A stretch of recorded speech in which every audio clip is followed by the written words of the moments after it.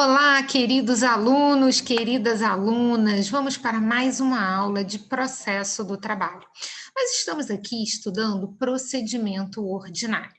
Mas antes de eu começar a minha aula, eu sempre gosto de conversar um pouquinho com vocês para saber o que vocês estão fazendo, como é que estão os estudos, o planejamento de vocês. Isso para mim é muito importante, porque desde o primeiro dia de aula eu venho dizendo assim, gente, a gente não vai fazer a faculdade de novo em alguns meses, né? A gente não vai pegar 5 anos, né? Colocar ali tudo num pacotinho assim, ó, e em 2 meses vou fazer a faculdade toda de novo.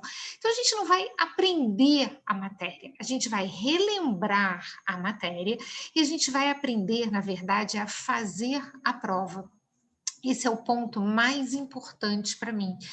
Será que o meu aluno ele está sabendo como essa prova deve ser feita? Será que ele está treinando para fazer bem essa prova? Então, eu passei para vocês um grande desafio, que era fazer a prova fora de ordem, fazer um mapeamento das questões, e eu queria, vou abrir até o microfone por conta disso, que vocês me dissessem como é que vocês estão fazendo isso, né? Vocês estão conseguindo ter essa percepção de que é importante fazer fora de ordem, vocês estão sentindo a diferença, porque, gente, não adianta nada, né? A gente receber o conselho e deixar ele de lado. Eu sempre falo assim, bom, existe uma diferença, né? Para o que estou do lado de cá, para vocês que estão do lado de lá. Vocês vão fazer a prova, vocês estão na tensão, no nervosismo. Então, é claro que é muito mais fácil para eu que estou desse lado de cá estar falando. Então, eu preciso sentir como vocês estão recebendo isso, vocês estão passando por isso. Muitos já fizeram essa prova e muitos vão fazer pela primeira vez. Eu até pedi para vocês, né? Quem já fez, esquece, vamos virar essa página para que a gente possa pensar um pouquinho nesse novo formato, nesse novo modelo. A gente vai se abrir para poder ver como é que vai funcionar isso. Então, aqui, ó, a Carla disse o seguinte: todos os simulados que fiz foram da forma como a senhora orientou, e tem dado bem certo. E no final das questões, estamos cansados, então fica bem mais fácil. A Giovana, eu mudei a forma de fazer para seguir o seu conselho e deu certo. Radassa, escolhi 7 matérias e estou fazendo somente questões dessas. Giovana, antes eu fazia pela ordem da prova. Então, olha só, já consegui ter um super feedback de vocês aqui. Radassa, eu concordo com você que a gente escolhe algumas matérias, né? Até brinco que tem assim as tops, né? Que são aquelas matérias que você tem muitas questões, como é o caso, por exemplo, de ética, ou como processo civil e direito civil, processo penal, direito penal, processo trabalho, direito do trabalho. A gente escolhe normalmente essas matérias para completar os nossos 40 pontos e para se dedicar mais. Tem outras que tem uma questãozinha, 2 questõezinhas, né? Às vezes eu vejo o aluno assim, eu vou estudar filosofia, nada contra, tá, gente? Mas é que são poucas questões. Então, assim, você gastar uma energia com poucas questões, peraí, será que vale a pena? Deixa eu me dedicar a uma que tem mais questões, que eu vou ter mais chances. Então, é só uma estratégia. E aí, Radassa, o que eu me preocupo? Você está fazendo só essas matérias, mas está fazendo a prova toda? Porque selecionar por questões, por matéria, assim, olha, hoje eu vou treinar só trabalho, amanhã eu vou treinar só processo de trabalho, depois de amanhã eu vou treinar só constitucional. Foi isso que eu quis desconstruir com vocês. Eu gostaria que vocês fizessem a prova toda, que é esse pacotão de 17 disciplinas. E se você selecionar as matérias que você mais gosta, que você mais sabe, não tem o menor problema. Eu tenho certeza que isso vai ser legal para você. Mas faça todos, nem que seja para você chutar o restante, tá bom? Olha lá, Regina, estou errando muito as que eu tinha certeza que eu sabia. É engraçado isso, né, Regina? Tem algumas matérias que a gente tem a maior confiança e a prova nos prega uma peça, né? Porque de repente a banca faz as perguntas de um jeito que a gente não sabe muito bem, não compreende muito bem. Então, isso também é legal da gente ficar de olho, né? Acho que isso também faz com que a gente mude um pouquinho, as que a gente mais gosta, as que a gente mais sabe, né? Eu vou tirar aqui o mute de vocês para ver se vocês podem falar comigo. Botei. Bom, tentei desmutar. Se alguém quiser falar, ok. Se não, aqui, olha. Não estou fazendo todas, tá vendo, Radassa? É isso que eu queria, que fizesse todas, entendeu? Ou você, esse não foi, não, eu estou fazendo todas. Não, né? Não estou fazendo todas. Você está fazendo só 7 matérias. Faz toda. A gente vem, assim, de um processo de treinamento, querendo ou não, na faculdade. Aliás, na nossa vida toda, né? Às vezes eu vejo meus filhos são pequenos, têm 11, 9 anos, e eles têm uma semana de avaliação, uma avaliação por dia, sabe? Então eu falo, caramba, a gente não treina a nossa mente para virar essa chavinha, para mudar a matéria, que é uma coisa bem importante. Então é isso que eu quero que vocês façam, né? Façam todas. A Mariângela imprimiu os últimos 5 exames e até a prova farei os últimos, creio que irei melhorar. E eu quero até, Mariângela, que você tenha a percepção de que essas questões elas são muito repetidas, tá? Aquilo que eu vim falando lá atrás para vocês, a matéria não mudou. A bem da verdade, é claro que a questão não é idêntica, eles, claro que vão modificar algumas coisas, eles vão com certeza, né, fazer pequenas alterações, mas o mudar propriamente dito, o contexto não vão, sabe? É aquela ordem que é igual, você já sabe, olha, eu tenho sempre um palpite. Recursos, eles gostam de recursos. Procedimento sumaríssimo, eles gostam de procedimento sumaríssimo. Comissão de conciliação prévia. Então é isso que vocês vão pegar, né? Assim, a questão não é idêntica, mas eu já sei que é aquela matéria, eu já tenho ali para aquela matéria até uma certa afinidade, porque eu já li, reli, e aí a gente com certeza consegue a nossa aprovação. Bom, vamos então fazer o seguinte: eu quero hoje terminar o nosso procedimento ordinário e para isso eu preciso voltar um pouquinho com vocês, só para que a gente se situe no momento processual que eu estou, né? Quando conversei com vocês a respeito do procedimento ordinário, daqui a pouco eu vou falar do procedimento sumaríssimo, eu disse a vocês que era um procedimento comum, um procedimento para causas que são causas de alto valor, né? A gente sabe que são aquelas causas que têm um valor superior a 40 salários mínimos, depois a gente vai ver que existem algumas exceções, a gente vai ter um caso ou outro de causa pequenina que vai seguir também o procedimento ordinário, mas deixa isso para a gente falar depois. E aí, falei com vocês da gente distribuir essa ação e o juiz marcar uma audiência. Então, quem não lembra, depois volta na nossa aula, assiste as nossas aulas passadas para você engrenar comigo e pegar esse nosso procedimento ordinário. A Mariângela está dizendo assim, ó, a canseira, a pressão já está batendo, ainda mais para quem trabalha, estuda, mas vamos que vamos. Mariângela, deixa eu te falar uma coisa que eu acho assim fundamental.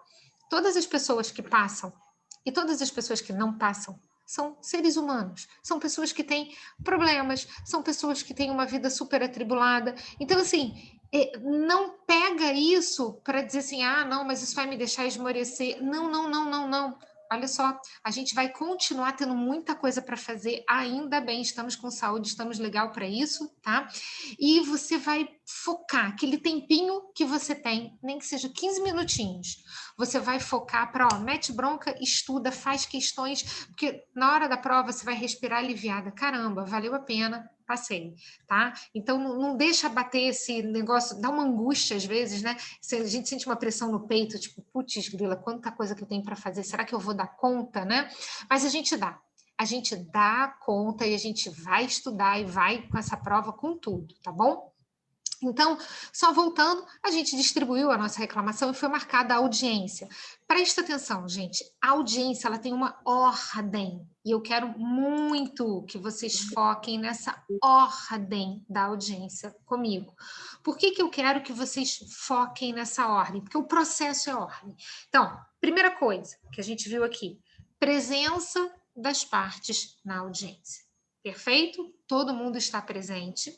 E aí eu disse assim, olha, aberta a audiência, o juiz irá propor uma conciliação, que foi tudo que eu falei na aula passada. Caramba, professora, então peraí. Se fechar um acordo, resolvemos o processo? Exatamente. Se fechar um acordo, acabou, gente, acabou. Então, hoje, eu tenho que pressupor que se a gente vai continuar a audiência, foi porque as partes não conseguiram fechar um acordo. Então, se tivessem fechado um acordo, como vimos na aula passada, nós iríamos olhar quais as parcelas ali foram discriminadas. Se tiver alguma parcela de natureza indenizatória, lembra disso? A decisão é homologatória. De acordo, estamos, Carla, no ordinário. Na decisão homologatória, se tem parcela indenizatória, intima a União. E somente a União pode recorrer dos tributos que lhe são devidos. Bom, mas eu não quero o acordo. Não teve acordo, qual o próximo passo? Bem, se a gente não conseguiu fechar um acordo, não resolvemos, porque o acordo põe fim a esse processo. As partes não recorrem mais. A gente só desconstitui o acordo por ação rescisória. Então, não é o caso. Vamos continuar a nossa audiência? Prestem atenção. A ordem do nosso processo. A gente vai sempre iniciar pelo autor e, em seguida, o réu vai se manifestar para poder exercer o contraditório. Sempre será assim. Os primeiros atos serão sempre do autor e depois, na sequência, o réu irá se manifestar. Então, primeira coisa que vai ser feita vai ser lida a inicial. Agora, isso é o que está na lei. A gente pode dispensar essa leitura da inicial? Podemos. A leitura da inicial, ela pode ser dispensada.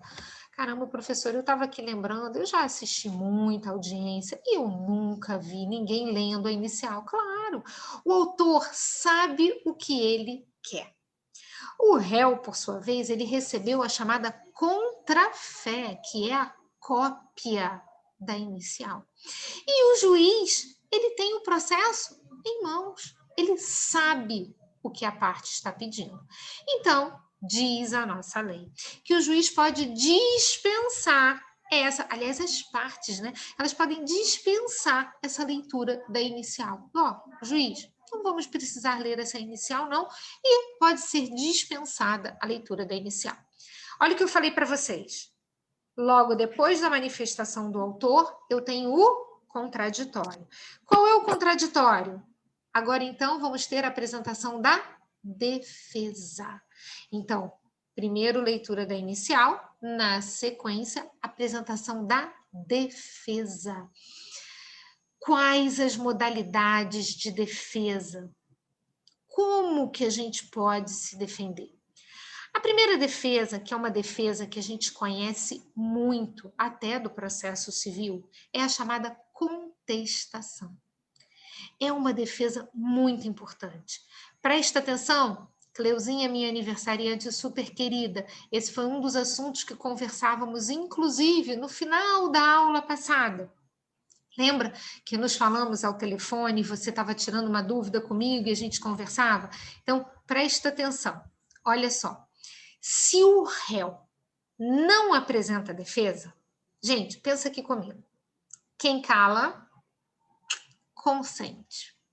Ele não apresentou a defesa, então todos os fatos narrados na inicial serão verdadeiros. Mas como é que é o nome disso, juridicamente falando, né? A gente sabe muito bem que não apresentar a defesa se chama revelia. Revelia. Então, se não for apresentada a defesa, revelia. Mas o que eu queria chamar a atenção de vocês? Por que eu estava até falando aqui, Cleuzinha, se liga, olha lá. Pelo seguinte, porque as pessoas, muitas das vezes, elas acham que não vai a parte, mas vai o advogado, tem defesa, mas não tem depoimento pessoal e querem que seja revelia. Está errado. Vou repetir. A revelia, ela se dá pela falta de defesa. E que defesa é essa? Contestação. Porque é na contestação que nós vamos atacar todos os pontos da inicial. É na contestação que a gente vai rebater os tópicos da inicial. Então, eu preciso que vocês fiquem antenados nisso. Essa é uma defesa muito, mas muito, muito, muito importante. É a mais importante de todas. Nós temos a obrigação de atacar todos os tópicos da inicial.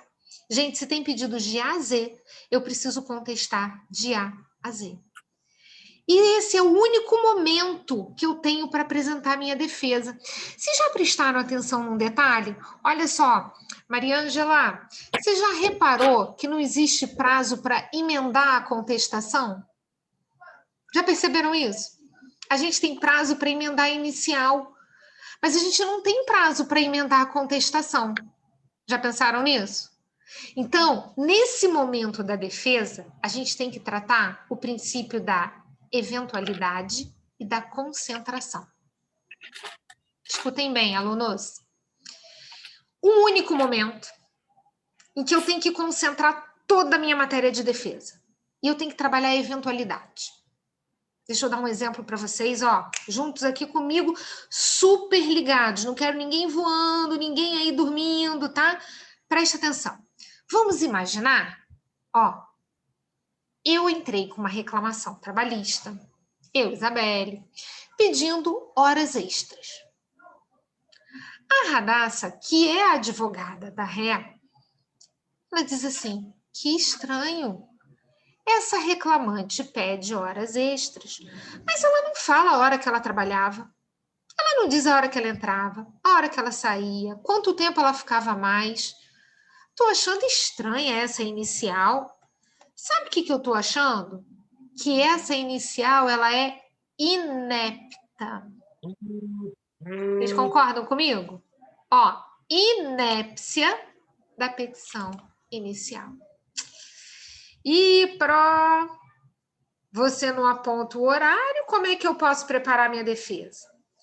Só que, Radassa, você já ouviu falar que cabeça de juiz, bumbum de neném e pata de cavalo, ninguém sabe o que vem?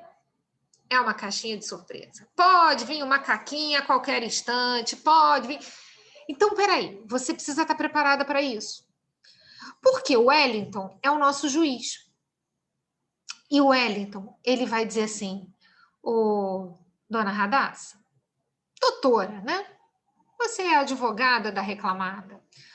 Doutora Radassa, você está alegando a inépcia da petição inicial, mas a ré tem o controle de frequência, ela tem a fiscalização, ela sabe quem entra, quem sai, sabe os horários. Então, olha só, tem como você contestar. Eu não vou acolher essa sua arguição de inépcia. Pensa comigo, Radassa. E agora? Se você não contestar o mérito, olha o que eu falava para vocês. Existe emenda à contestação? O juiz vai dizer assim, Radassa, não acolhi a preliminar, agora eu vou te dar um prazo para você contestar o mérito? Não existe isso, né? Então, sabe como é que funciona? E aí fica uma dica para uma segunda fase de vocês em qualquer área. Se caiu uma peça de defesa, quando a gente argui uma preliminar, a gente tem que imaginar que o juiz pode não acolher essa preliminar. Então, a gente precisa também atacar o mérito. Entenderam? Esse é o princípio da eventualidade. É quando numa peça processual, vocês vão criar um tópico preliminar ou preliminares e vão também criar um item do mérito. E aí vocês vão falar coisas do tipo assim, das horas extras. E vão dizer assim, em que pese a preliminar acima arguída, no mérito, a reclamante não tem direito a horas extras, porque nunca trabalhou depois do horário, em nenhum horário que justificasse tal pagamento. Perceberam? Agora, eu disse que eu trabalho de sol a sol. E a Radassa, que é a advogada da empresa, não contestou. O que é isso? Revelia. E qual o efeito da revelia? Confissão. Tudo aquilo que foi arguído na inicial, em termos de matéria fática, a gente vai considerar que é verdade. Então, eu trabalhava de sol a sol. Se Radassa não contestar, o que eu falei é a verdade. Perceberam? Então, vamos lá, meus alunos queridos, qual a defesa mais top importante do processo do trabalho? Contestação. Qual o prazo para você apresentar uma contestação? Comecei a aula falando, nós estamos na audiência. Não é como no processo civil que você apresenta a sua defesa antes, é na audiência. E na ordem da nossa audiência, primeiro o juiz tentou um acordo, depois ele deu a oportunidade do autor ler a inicial e, em seguida, ele deu prazo para apresentar a defesa. Olha só, gente, olha para mim, de verdade, olhando mesmo, tá? Momento professora carente, que adora vocês me dando atenção. Parem de copiar e me olhem. Ó, audiência, vocês lembram disso? Audição, a gente não vai ouvir, certo? Então, o prazo que está na nossa CLT, no artigo 847 da CLT, para apresentação da defesa, é de 20 minutos. 20 minutos para apresentação da defesa. Aí vocês vão dizer assim, mas Isabelle, pelo amor de Deus, 20 minutos é pouco tempo. Outros vão dizer, Deus me livre, 20 minutos é muito tempo, é tempo para chuchu, como assim? Gente, é o que está na lei. Ó, vida real. Olha, que eu já tenho, assim, né, uma boa bagagem, mais de 20 anos aí nessa área, e eu logo que comecei a advogar, eu advoguei num escritório que eu trabalhava para empresas que tinham filiais espalhadas pelo Brasil todo. Resultado, eu viajei e muito fazendo audiência. Eu só conheci um juiz que fazia assim, olha, momento da defesa, e ligava um reloginho, gente. Sabe aquele temporizador, aquele timerzinho, quando eu que pinto o cabelo, né? Então eu boto sempre aquele timerzinho para fazer um barulhinho, né? Despertar ali, ele botava isso na audiência. E aí quando dava 20 minutos, ele fazia assim, ó, arrancava e devolvia. E dizia assim, ó, isso aqui você não leu, toma de volta. Isso aqui que você leu, eu entendo que você apresentou a defesa dentro dos 20 minutos no teor do que está escrito aqui. E, ó, o tribunal não anulava, porque dizia o seguinte, ele está indo exatamente na forma da lei. Por mais cruel que possa nos parecer, ele está respeitando a lei. Ele está exigindo que seja lida a inicial dentro de 20 minutos. Perdão, a inicial, a contestação dentro de 20 minutos. Aí, ó, por que eu confundi até? O que as pessoas às vezes me perguntam? Professora, e a inicial? Também tem 20 minutos para ler? Não. A lei não fala em prazo para a leitura da inicial. Não tem prazo. Ela fala em prazo para a defesa. A inicial pode até ser dispensada a leitura dela, mas a defesa a gente não pode deixar passar. Ok? Muita atenção, gente. Eu quero vocês assim ligadaços comigo nessa defesa. Primeira defesa, contestação. Essa defesa é muito importante, onde há um ônus da impugnação específica, você tem que atacar item por item, é o item A, é o item B, é o item C, vamos atacar um por um dos itens. Aí vocês vão dizer assim, peraí, se eu esquecer algum, aquele que você não apresentou defesa, revelia. Falta de defesa, revelia. E qual é o efeito dessa revelia? Confissão. Agora, a confissão, ela é ficta, é da matéria fática, nunca da matéria de direito, tá? Vou dar uma luz aqui para vocês. Eu sempre gosto de exemplos, gente, então eu queria que vocês prestassem atenção nisso aqui. Poxa, professora, eu fico doido com essa história de matéria de fato, matéria de direito, não entendo muito bem. Vamos lá. Quantidade de horas extras é uma matéria de fato. Ó, é um fato que muda de pessoa para pessoa. Agora, o percentual das horas extras é uma matéria de direito. Sabe por quê? Porque na nossa lei do advogado é 100%. Para quem não é advogado, se cair na regra da Constituição, 50%. Então, isso é uma matéria de direito. Vamos imaginar, Radassa, que eu tenha entrado com uma reclamação trabalhista pedindo horas extras a 200%. Na hora do juiz acolher, se você não apresentar a defesa, ele tem que me dar horas extras a 200%? Isso existe? Esse direito existe? Você entende que, ó, falta de defesa, revelia. O efeito da confissão é só para a parte de fato. A parte do direito, o juiz vai abrir a lei. Ele vai dizer assim, senhora Isabelle é advogada, é 100% a sua hora extra. Que papo de 200 é esse? Não, senhora Isabelle é uma outra, é professora, então 50%. Não cai em nenhuma regrinha especial, 50%.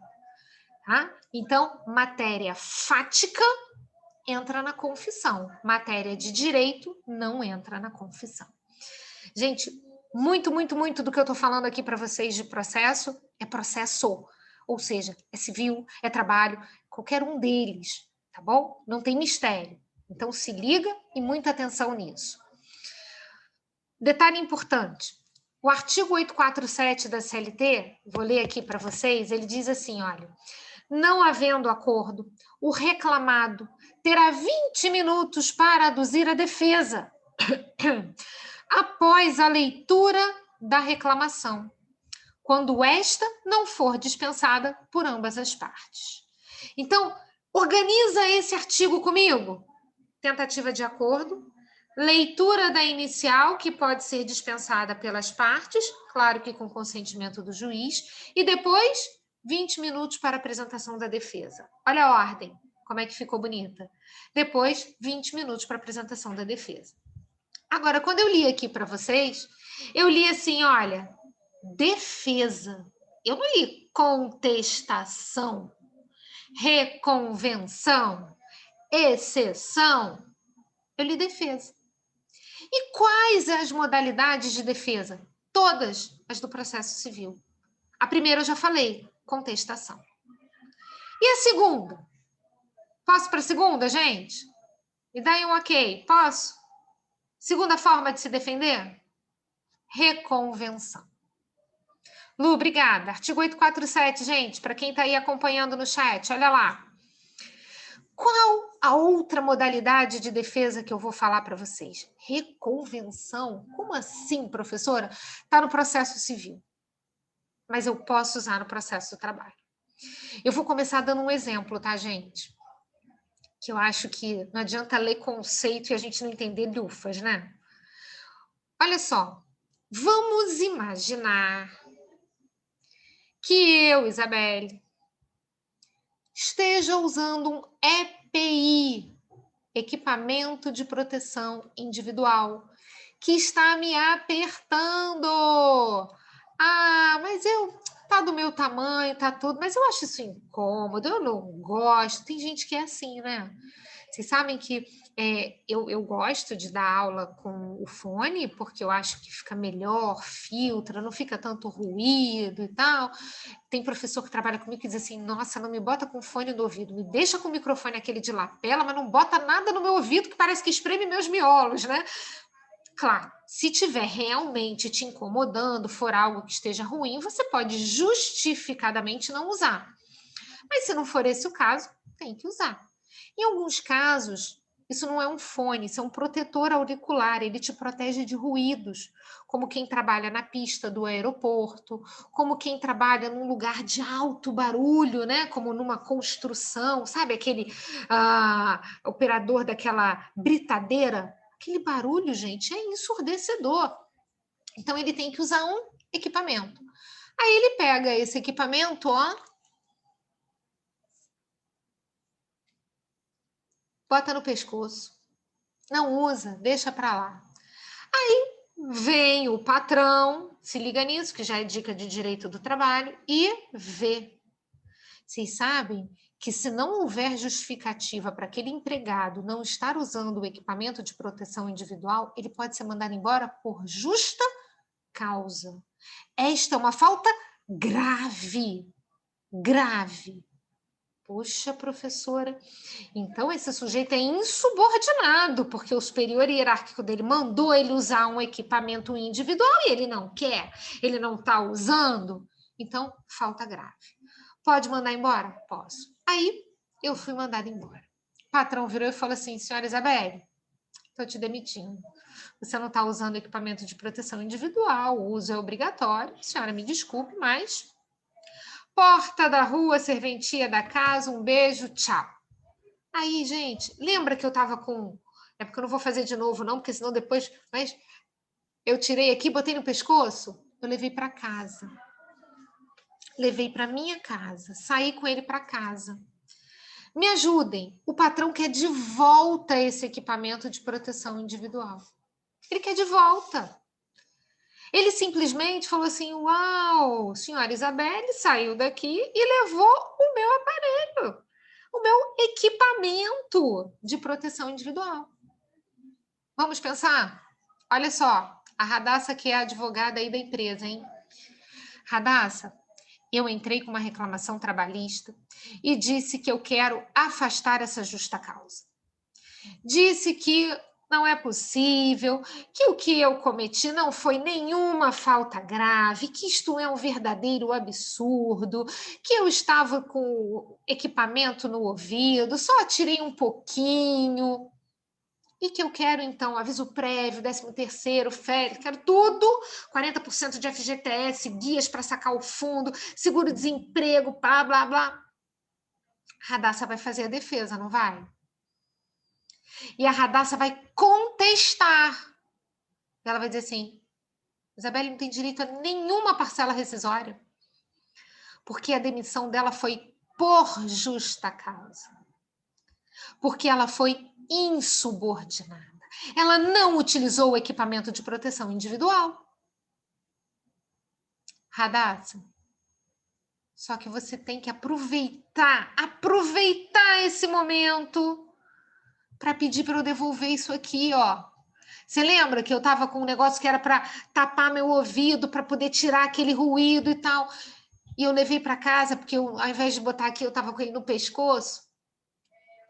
O que você vai fazer tecnicamente falando? Uma reconvenção.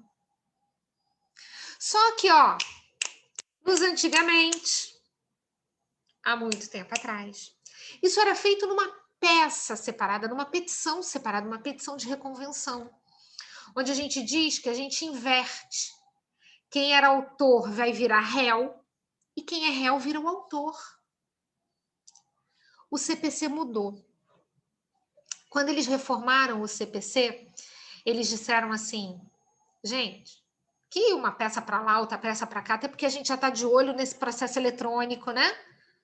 Então, vamos colocar essa reconvenção como um pedido na contestação?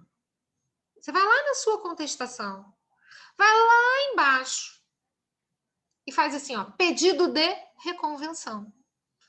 Aí a Radassa vai colocar lá, requeiro que a reclamante devolva o equipamento de proteção individual que ela levou equivocadamente ao ser demitida, e o mesmo é de propriedade da empresa. A empresa é dona daquele equipamento. Entenderam? Meus alunos queridos, colocando aí um sinalzinho de vida, podem colocar aí um joinha no meu chat, podem balançar a cabeça, fazer um sinalzinho aí na câmera para mim, mas me digam, sim? Ok? Olha só. Ai, gostei, Wellington, olha lá. Gente, é isso que cai em prova, tá? Contestação é muito feijão com arroz. Eles querem uma reconvenção. Eles vão querer a exceção, que daqui a pouco eu já vou chegando para vocês e vou falar. Ok? Só para que a gente tenha aí anotadinho, vou pedir a Lu que coloque no meu chat. Contestação, Lu, tá no artigo 336 perdão, do CPC, não é CLT não, é do CPC. Contestação 336 do CPC. Ok? E essa reconvenção? A reconvenção está no artigo 343 do CPC. 343 do CPC. Que começa, gente, dizendo assim, olha, na contestação é lícito ao réu propor reconvenção para manifestar pretensão própria, conexa com a ação principal ou com o fundamento da defesa. Olha o que eu dizia para vocês. Ler a teoria, o conceito, fica muito abstrato. Foca e pensa comigo. Reconvenção. Você vai trocar. Quem é réu vira autor, quem é autor vira réu. Aonde? Na própria contestação. Combinado? Tranquilinho? Agora eu vou para uma outra, terceira e última modalidade de defesa, que se chama exceção. Exceção. Prestem atenção. Eu tenho dois tipos, tá? Eu tenho a exceção por incompetência territorial. Guarda essa que daqui a pouco eu falo. E eu tenho a exceção por suspeição. Como assim, professora? A nossa CLT, gente, ela é antiga, ela é de 1943. Naquela época, o Código de Processo Civil que estava em vigor era o de 1939. E o CPC, ele não sabia muito bem distinguir o que era suspeição e o que era impedimento. Então, ele colocava tudo num artigo só. Com o tempo, a gente foi aprimorando os nossos estudos e o CPC foi separando. E ele fez uma linda divisão do que vem a ser a suspeição, do que vem a ser impedimento, ok? Mas a CLT, como ela é daquela época, para a gente está tudo num artigo só. Se vocês abrirem a CLT de vocês, agora é CLT mesmo, o artigo 801, ele fala de inimizade, amizade, parentesco, interesse na causa. Então, aqui você tem um impedimento, que é o parentesco. E você tem outras suspeições, que é inimizade, amizade, interesse na causa. Então, seja suspeição ou impedimento, você vai arguir uma exceção. Poxa, professora, mas como assim? Eu faço uma peça de exceção? Não, essa daqui você pode abrir uma preliminar, pedindo o quê? A exceção de suspeição. Você pode fazer isso dizendo, olha, esse senhor juiz, ele é parente até o 3º grau. Primo, gente, é considerado 4º grau. Então, só se for irmão, pai, filho, mãe. Ih, caramba, professor, então esse juiz, ele é parente. Se ele é parente, ele não pode julgar essa causa. Então, eu vou pedir essa exceção de suspeição. Eu vou dizer, ó, o senhor é suspeito para isso aqui. Como é que eu vou fazer isso? Nesse momento da defesa. Nesse momento da defesa. Ou eu posso fazer uma preliminar, ou, professor, eu quero fazer uma pecinha separada e tal. O CPC, ele nos economiza, ele diz que você faz uma preliminar na sua própria contestação e acabou. Agora, o juiz, ele vai ter que decidir isso na hora? Não, não, não, gente. O juiz vai parar para poder, em 48 horas, refletir. Ele vai fazer a continha para ver se ele é parente mesmo, até o 3º grau civil. Ele vai verificar se aquilo é uma amizade ou se é apenas colega, né? Então, ele tem 48 horas para refletir. Onde é que vocês vão encontrar isso? Exceção de suspeição. Entenda bem, que também engloba impedimento. Artigo 802 da CLT. Artigo 802. Essa é bem fácil. O juiz para, ele tem 48 horas que ele vai lá ficar pensando, será que eu sou amigo, que eu não sou, é meu inimigo, tenho interesse, não tenho? E ele vai dizer, olha, não vou julgar essa causa, ou ele vai dizer, eu vou julgar essa causa. Então, isso é em relação ao juiz. Juiz. É uma exceção em relação ao juiz. Perfeito? Isabelle, o juiz se deu por suspeito. Sabe, Radassa, desculpa, aquela vara que eu distribuí, né, a minha reclamação, tem um juiz que é meu amigo. E aí ele disse assim, ó, eu sou suspeito. Era a 5ª vara do trabalho. O nosso processo não vai sair da 5ª vara do trabalho. É que vem um juiz para julgar a suspeição do outro. Então, toda vara tem o seu juiz e tem um que julga as suspeições daquele outro. Então, não muda de vara o processo continua no mesmo lugar. Só muda o juiz, vem um juiz para aquela causa que não seja amigo da Isabelle. Tudo bem? Essa exceção tá beleza? Agora eu vou para aquela outra, a exceção de incompetência. Como assim? Deixa eu contar aqui para vocês essa história. E aí, ó, Lu, que gosta de anotar, presta atenção nesse exemplo para ficar bem claro na hora de você fazer a sua anotação. Nós estudamos que a regra da competência da Justiça do Trabalho é o local da prestação de serviços. Então, quando eu vou ajuizar uma reclamação trabalhista, não importa, gente, aonde eu moro, não importa aonde eu fui contratada, o que importa é o local da prestação de serviços, o local que eu trabalhei. E a gente já conversou aqui a respeito disso. Por que o local da prestação de serviços? Porque é mais perto para as testemunhas se deslocarem. É ali que eu posso realizar uma perícia. Os documentos estão ali. Ok. No meu exemplo, ó, Isabelle mora no Rio de Janeiro. Mas a Isabelle resolveu ajuizar a reclamação trabalhista dela em Salvador. Gente, sabe o que é? Porque de vez em quando eu moro meio cá, meio lá, eu passo uma temporada lá e tal. Eu falei, vou ajuizar aqui em Salvador, essa empresa também tem aqui em Salvador, eu vou ajuizar aqui. Pensa só, Radassa, você que é advogada da ré, você vai até Salvador para na audiência falar assim, senhor juiz, estou aqui, tá?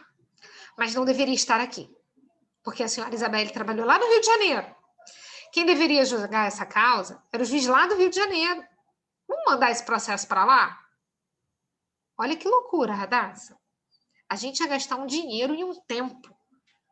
Todo mundo indo até Salvador para o juiz falar assim, não é aqui não. Ô, dona Isabelle, a senhora trabalhou no Rio de Janeiro? É lá no Rio de Janeiro. Gente, eu queria aqui muito foco, porque aqui é diferente do CPC. O CPC teve muitas mudanças, mas aqui a CLT, quando foi reformada em 2017, ela mexeu um pouquinho nessa história. Então, eu queria que vocês tomassem muito cuidado. O que aconteceu? Essa é a única defesa que a gente vai apresentar antes da audiência.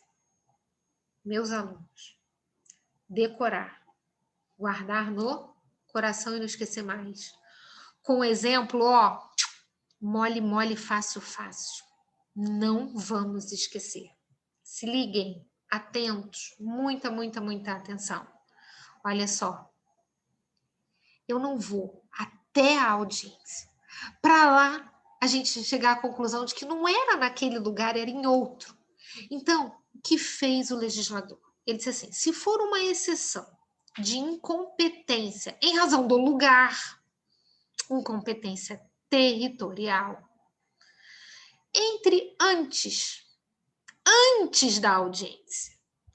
Quando o senhor receber aquela citação, sabe, Radassa, para poder apresentar a defesa lá na audiência, você vai ter um prazo de 5 dias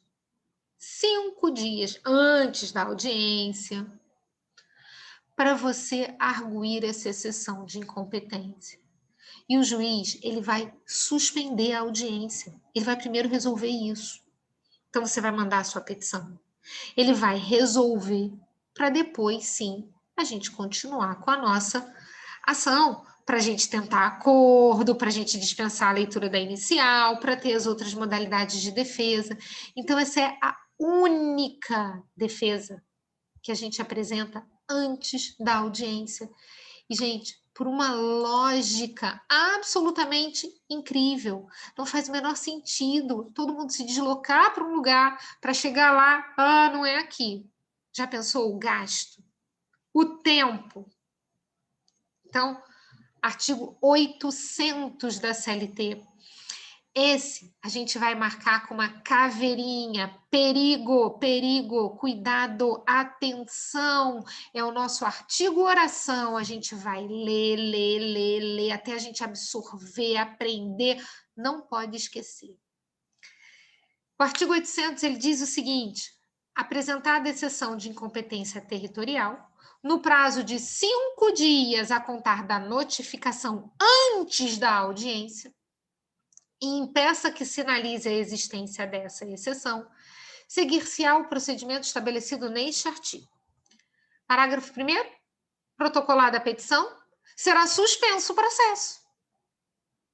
Se deixar a audiência marcada, a gente vai para Salvador, gente. Então, suspende. E não se realizará a audiência, a que se refere o artigo 843 da CLT, até que se decida a exceção. Parágrafo 2º. Os autos serão imediatamente conclusos ao juiz. Eles são levados ao juiz, que intimará o reclamante e, se existentes os litisconsortes, para manifestação num prazo comum de 5 dias.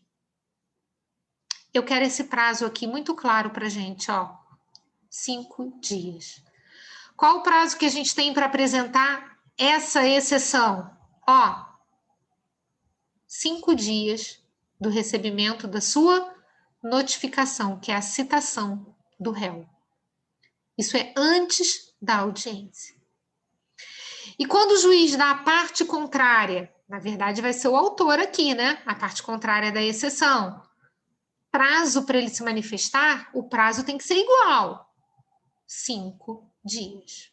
5 dias. Parágrafo 3º. Se entender necessária a produção de prova oral, o juízo designará uma audiência, garantindo o direito do recipiente de suas testemunhas serem ouvidas por carta precatória. Radassa, você é recipiente, você é autora da exceção. O juiz não vai mandar você vir para Salvador. Ele vai garantir que você seja ouvida por carta precatória. Vai dizer, seja ouvida aí, para você dar os seus argumentos. No juízo que tiver sido indicado como competente. Então, se você indicou como Rio de Janeiro, você vai ser ouvida no Rio de Janeiro. Parágrafo 4º, decidida a exceção de incompetência territorial, o processo retomará o seu curso, com a designação da audiência, apresentação de defesa e a instrução processual perante o juízo competente. Então, gente, prestem atenção. Todas as defesas, elas são num único momento, na audiência. Qual é a defesa que a gente vai apresentar antes da audiência? Exceção de incompetência. Então, é assim, olha só, Gabriel, quando o réu é citado, ele é citado para uma audiência, para nessa audiência apresentar a defesa. Aí o réu vai olhar, Gabriel, e vai falar assim, uau, Isabelle entrou com uma ação em Salvador contra mim.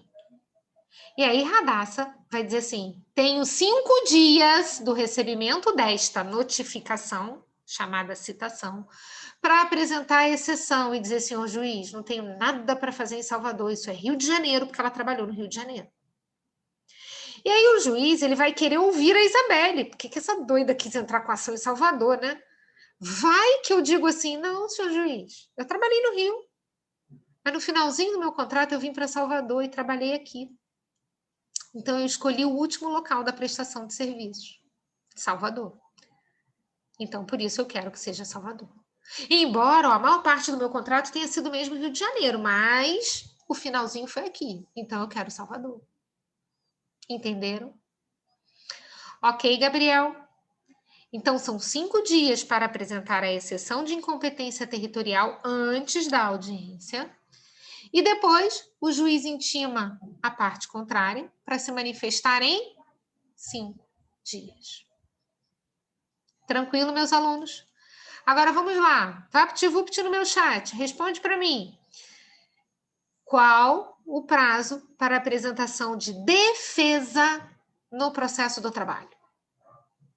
Desafio lançado. Vamos ver quem vai acertar? Lembra do reloginho de cabeleireiro? O exemplo que eu dei? Carla, Giovana, Cleverson, melhora para mim a resposta. Vocês acertaram 20 minutos, mas 20 minutos em audiência, tá? São 20 minutos em audiência, tá? Esse prazo é o prazo de 20 minutos em audiência. Beleza? Então, estamos craques, feras em defesa. Agora, vamos pensar em produzir provas, certo? Vamos instruir o nosso processo. Primeira coisa que a gente vai lembrar é da prova documental. Por que eu estou lembrando de cara dela? Porque com a inicial, eu, Isabelle, que sou autora da reclamação, sou a reclamante, eu vou juntar os documentos que eu entendo que sejam necessários para produzir a prova. E a Radassa, qual é o primeiro momento que você vai falar no processo? Na defesa, nesse momento você vai trazer os seus documentos. Então, qual o momento de apresentação de documentos? No primeiro momento que a gente fala no processo, o autor na inicial, o réu na defesa. Reclamante na inicial, o reclamado na contestação. Ele anexa os documentos. E aí eu vou dizer uma coisa para vocês. O que de documento tem de muito importante para a gente estudar? Gente, essa prova é para a OAB, né? Advogado. A gente tem um papel aqui muito importante. A CLT tem um artigo que diz o seguinte: imaginem vocês, o cliente, chegando no escritório com uma pilha de documentos. E aí você pede cópia de tudo. E diz assim, bom, como é que eu vou juntar esses documentos no processo? Como a gente fala em processo eletrônico, a gente pensa logo, né? Vou escanear e mando e acabou. Beleza. Mas me diz uma coisa. Esse documento, ele pode ser fraudado? Você pode criar? Vou criar aqui no meu computador um cartão de ponto, hein? Então, eles podem ser impugnados. Então, o que se exigiu na prova documental? Que os documentos ou fossem originais, o que é um horror, porque ninguém vai botar isso no processo, amanhã depois pega fogo, você perde, né? Ou então, cópias autenticadas. Imaginem vocês autenticadas no cartório. Então, você vai pagar para aquela autenticação. Aí você vai dizer assim, professor, coitado do reclamante, que é um desempregado, vai pagar isso tudo? Ah, mas o reclamado também, né? Poxa vida. Vai que, né, essa ação aí é à toa, ele vai pagar essa autenticação. O que a CLT diz? Advogado, só pra gente que isso vale, tá? Você pode declarar a autenticidade desse documento. Você pode pegar o original, conferir, e dizer assim, ó, declaro autênticas as cópias. Elas conferem com o original, sob sua responsabilidade. Sob sua responsabilidade. Sua advogado. Onde é que aparece isso pra gente? No artigo 830 da CLT. Lu, coloca para mim no chat assim, ó, 830 da CLT, prova documental. E aí vocês vão dizer assim, poxa, professor, será que o advogado vai autenticar qualquer coisa? Não. Imagina, gente, amanhã ou depois a gente vai carregar nas costas um processo que a gente falsificou documento, que a gente declarou que era verdadeiro e não era. Olha a nossa responsabilidade. Então a gente confere mesmo. Mas conferiu e tá ok? Tranquilo. Declare autêntico. Aí a parte contrária olha e diz assim, não, eu vou impugnar. Se houver uma impugnação, o juiz para a audiência. Vocês lembram que a audiência era única, todos os atos acontecendo em um único dia? O que o juiz vai fazer? Vou ter que adiar. Ele vai dizer assim, ó, traz aqui o original que o meu serventuário confere. Ou então uma cópia autenticada do cartório. Então o juiz te dá essa possibilidade de você levar o original para que no cartório façam a conferência ou uma cópia autenticada. Diz o artigo 830, gente, presta bastante atenção. O documento em cópia oferecido para a prova poderá ser declarado autêntico pelo próprio advogado, sob sua responsabilidade pessoal. Aí, Cleuzinha, pensa comigo. Vem a prova da OAB e diz que o reclamante está se valendo do ius postulante. E ele não tem advogado. E ele declara que os documentos são autênticos. Isso vale? Quem é que o artigo 830 disse assim, ó, você pode declarar documento autêntico? Ó, advogado. Somos nós. E não a parte. Não a parte. Ih, professora, mas eu estou advogando em causa própria, gente. Aí você é advogado, né? Agora, pensa no problema da OAB. Nosso problema de prova. Pensa comigo. No problema de prova, ele escreveu com todas as letras. Ele disse lá, bonitinho, que o reclamante entrou sozinho, sem advogado, e que ele resolveu autenticar os documentos, conforme autoriza a lei. A nossa prova não é de verdadeiro ou falso, né, gente? Mas é assim, ele vai te contar uma história e depois ele vai pedir para você fazer uma reflexão em cima desse ponto. Mas pare e pensa, isso é verdadeiro ou isso é falso, gente? Ele pode declarar autêntico o documento? Então a lei permite isso? Não. Ele está tentando te enganar, dizendo, a lei deixou eu fazer isso. E você vai dizer assim, não, a lei não deixa fazer isso. A lei só permite declaração de autenticidade por quem? Pelo advogado da parte.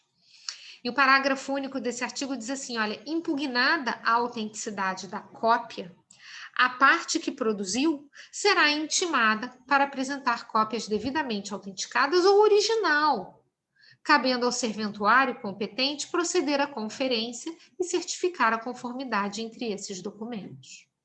Então, isso é muito importante. Quem vai proceder com essa conferência é lá um serventuário. Prova documental vencida. Repetindo, você precisa juntar original? Você pode juntar cópias? Sim. E se for o advogado que estiver ali atuando nessa causa, ele ainda pode declarar que essas cópias conferem com o original, para fortalecer esses documentos. Perfeito? Você reduz a impugnação, porque o advogado está validando aquele documento. Vou passar para outra prova. Agora, eu quero pensar na prova testemunhal. Só que, gente, vamos pensar aqui uma coisa um pouquinho antes. Um pouquinho. Estou na audiência. Não consegui fechar um acordo. Foi dispensada a leitura da inicial. Na sequência, eu apresentei a defesa. E agora o juiz disse assim, depoimentos pessoais. Por que o juiz vai fazer isso? Ele vai primeiro me ouvir ou vai ouvir as minhas testemunhas? Primeiro ele escuta as partes. Primeiro ele escuta as partes. Aí você vai dizer assim, mas Isabelle, escutar as partes é uma prova? Não, não é. Olha, gente, a coisa mais horrível do mundo, gafe, feinha. Você chegar na audiência e falar assim, meu cliente quer falar. Ninguém faz prova para si. Para que serve um depoimento pessoal? você arrancar a confissão da parte contrária, da outra parte. Então, pensem aqui comigo, raciocinando comigo. Prova documental já está lá nos autos. Na minha audiência, o próximo passo, antes de ouvir as testemunhas, é ouvir as partes. Qual será a ordem dessa oitiva? Oitiva é ouvir, tá? Dessa escuta. Quem vai ser ouvido primeiro? Reclamante ou reclamado? Gente, vamos ao óbvio. Primeiro passo, quem é que dá? É sempre o autor. E depois é que vem o réu, o contraditório. Então, quem é que vai depor primeiro? Reclamante. Depois, o réu. E agora a gente vai conversar aqui sobre uma regra. Quando o juiz estiver ouvindo alguém, aquele que ainda não falou vai esperar do lado de fora da sala. Só pode ficar na sala de audiência aquele que já falou. Eu, Isabelle, sou a reclamante, tá? Eu estou na sala, depondo. Radassa, você está com a Luciana, que é a sua cliente, tá? Você é a advogada, a Luciana é a dona da empresa. Ou a Luciana é a preposta da empresa. Onde é que a Luciana vai estar? Do lado de fora da sala. Porque ela não pode me ouvir depondo, porque ela ainda não falou. Aí eu vou prestar o meu depoimento. Quando eu terminar, o juiz vai dizer assim, Luciana, pode entrar. E aí a Luciana vai prestar o depoimento dela. Depois é que nós vamos ouvir as testemunhas.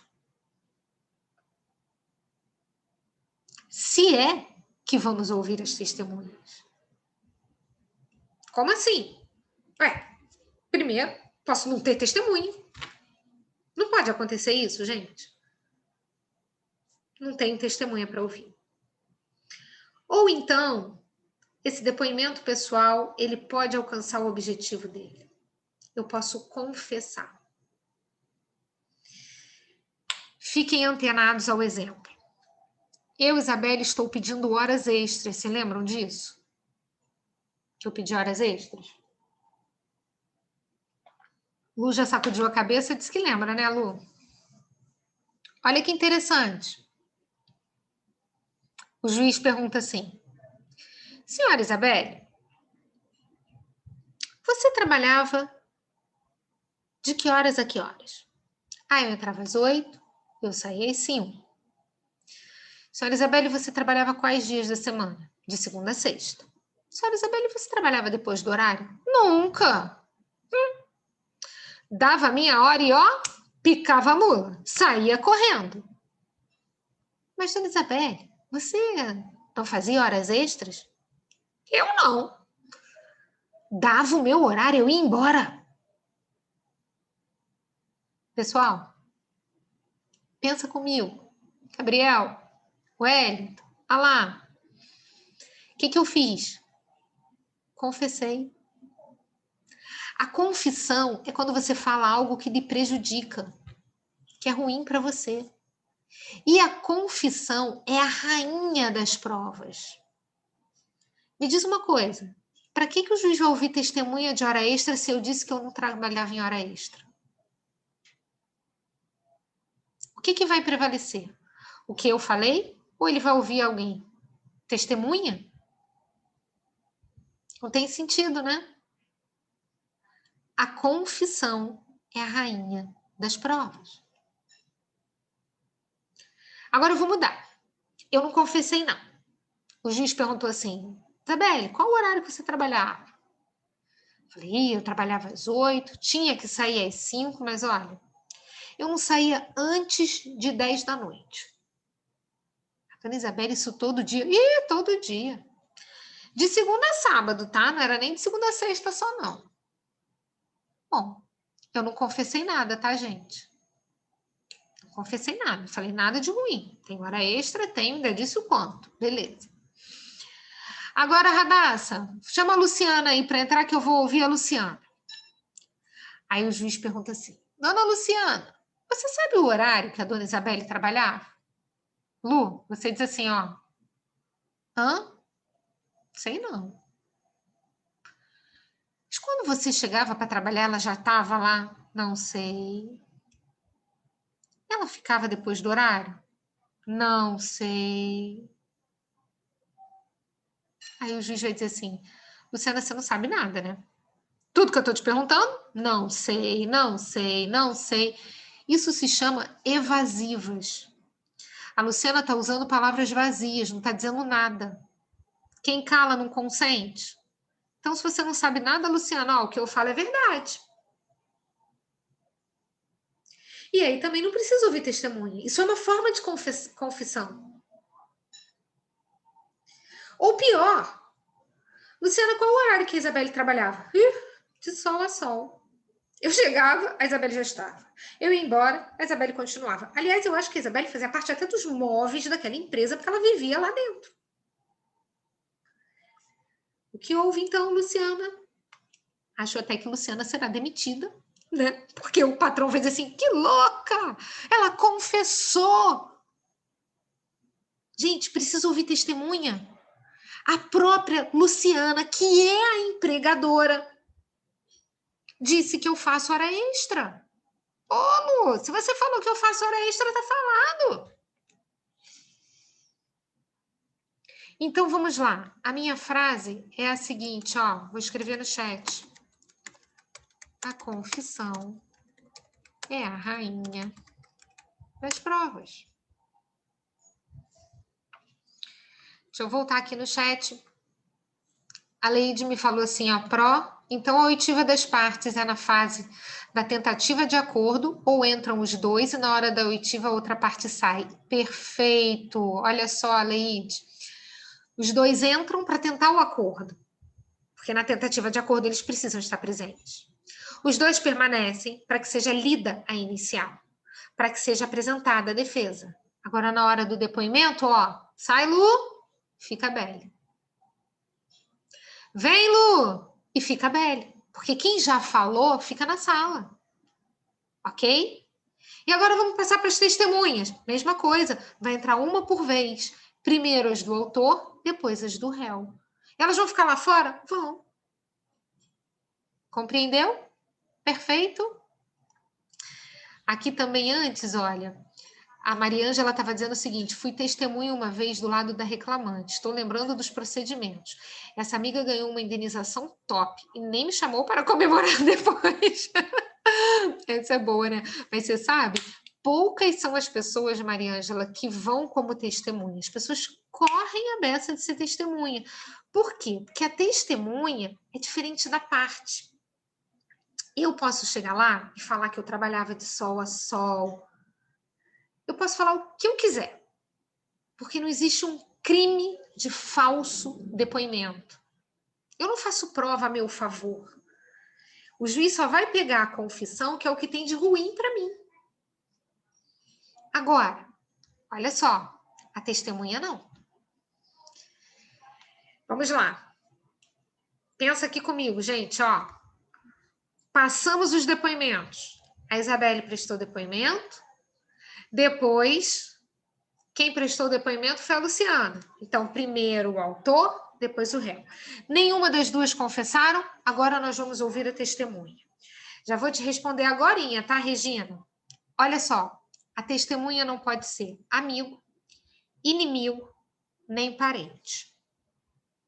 Gente, quem é esse ser? Não consigo entender. Olha só, eu trabalho aqui no Rio de Janeiro, numa faculdade, há 19 anos. Vou fazer 20 anos de casa. Gente, eu trabalho com pessoas ali dentro há 20 anos. Tem uma professora amiga minha, professora Beatriz, que a Euzinha conhece, né?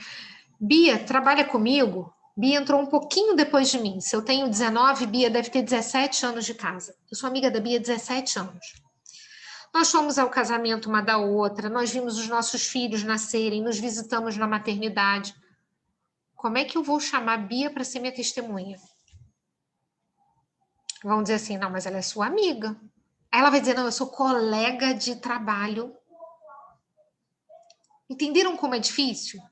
E, por outro lado, quem conhece o meu trabalho, o meu horário, que eu entro, que eu saio, melhor do que a Bia? Gente, só para contar uma coisa para vocês, nós moramos muito perto. Nós vamos juntas quando tem presencial, né? Agora a gente está no online. Mas quando tem presencial, nós vamos juntas para a faculdade e nós voltamos. Bia Abraão. Ah, quem conhece? Radassa conhece? Sua ex-professora? Pois é, Bia, minha amiga e irmã. Você tem uma ideia? Eu chamo a mãe da Bia de tia. Sabe aquela coisa lá dos antigamente, quando você é pequenininho? Eu não conheci Bia pequenininha, mas a gente, assim, solteira, nova. Então, assim, minha mãe é tia, a mãe dela é tia, e nossas tia. Minha mãe e a mãe dela são amigas, gente. De tomar cafezinho juntas, de se encontrarem no supermercado, sabe? Ficarem batendo papo, reclamando que a gente trabalha muito, que elas tomam conta dos nossos filhos e tal. Uma coisa super engraçada. E a gente sempre conversa isso, que a gente fala assim, olha como é difícil você ter uma testemunha. Então, o que acontece? Vocês conseguem visualizar com esse meu relato a fragilidade do depoimento de uma testemunha? Vocês não conseguem imaginar que é tudo muito ensaiado? A testemunha chega lá e diz assim, não, eu não sou amiga, eu sou colega. E ela tem que tomar muito cuidado, porque mentir em juízo é crime de falso testemunho. É daí, Regina, que veio essa história, e isso não é uma expressão, ah, Isabelle, você é preconceituosa, Regina, que absurdo você falar isso. Não, isso é uma expressão jurídica. A testemunha é a prostituta das provas. As pessoas arregalam os olhos assim, que isso, professora? Qual é o sentido? Fragilidade. Fragilidade. Essa comparação é de que é um depoimento frágil. É dificílimo você conseguir uma testemunha. Dificílimo. Por quê? Porque testemunha não pode ser parente, amigo, inimigo, não pode ter interesse na causa. Então, quem é esse sujeito? Um fofoqueiro, que sabe tudo da sua vida e não é nada teu. Eu sempre brinco que é um fofoqueiro. Né? Como é que a pessoa vai saber o horário que você entra, o horário que você sai? Nossa, gente, é muita riqueza de detalhes para a gente falar assim, não, é meu colega de trabalho, ou não é meu amigo. Mas é o que diz a lei. Testemunha não pode ser amigo, parente, nem inimigo. Observação importante. A testemunha, quando ela é ouvida, ela tem que prestar um compromisso com a verdade. Então, pela ordem, ó, a ordem do processo, tá? Quantas testemunhas nós podemos ouvir? Cada parte. O procedimento é o ordinário, certo? Olha para mim, truquezinho bobo, mas que vai ajudar a gente a memorizar. Procedimento ordinário também é chamado de procedimento comum. Ó o M, comum. Ó, 3 testemunhas para cada parte. Dando uma luz. Sumaríssimo. Sumaríssimo não tem 2 S's. No procedimento sumaríssimo, nós podemos ouvir até 2 testemunhas para cada parte. Isto parece simples, bobo, mas cai em prova. E uma questão, por várias vezes, vai fazer uma enorme diferença, porque com 39 você não passa, e com 40 você passa. Então, não despreza uma dica dessa, porque às vezes, pelo número de testemunhas, você, opa, professora, matei essa questão. Então, repetindo, quantas testemunhas no procedimento ordinário, que é o comum, a gente pode ouvir? Até, ó, comum, 3 para cada lado. Sumaríssimo, 2 S's, até 2 para cada lado. Agora, vamos fazer a multiplicação? Imaginem vocês uma ação que se chama inquérito para apurar uma falta grave de um camarada estável. O sujeito é estável, eu quero apurar o que ele fez, que é grave, botar ele no olho da rua. Então, essa prova tem que ser robusta. Quantas testemunhas eu vou poder ouvir? Olha o que eu falei, poder da multiplicação. Quanto é 3 vezes 2? 6 para cada parte. Vamos lá no nosso chat para a gente assinalar os artigos? Me ajuda lá, Lu. Procedimento ordinário e inquérito para apurar a falta grave. Você encontra o número de testemunhas no artigo 821 da CLT. Artigo 821 da CLT. Já o sumaríssimo, que eu chamo de ligeiríssimo, está no artigo 852H, 852H, parágrafo 2º. 852H, parágrafo 2º.